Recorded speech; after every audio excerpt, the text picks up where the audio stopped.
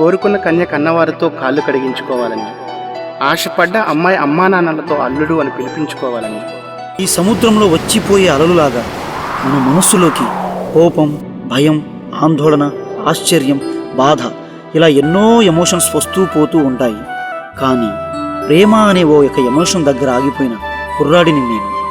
Success, settle అవ్వడం, వీటి కోసం మన జీవితాన్ని ఉరుకులు పరుగులు పెట్టిస్తుంటాం. 3 ముళ్ళు అయ్యాక ఆ మాలకొండని, 7 అడుగులు అయ్యాక ఆ వెంకన్న స్వామిని, రాతలో లేకపోతే నేను రాజైనా, నా దగ్గర రత్నాలు ఉన్నా రాధ రాకపోవచ్చు అని తెలియని ఓ ప్రేమికుడిని.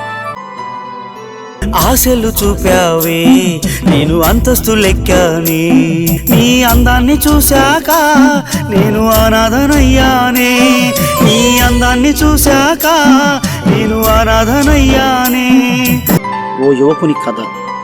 కంపారిజన్తో కన్నీరు కారుస్తూ, సక్సెస్ కోసం సతమతమవుతూ, ఆలోచనలతో ఆకలి మరుస్తున్న యువతీ యువకులకి ఈ కథ అంకితం.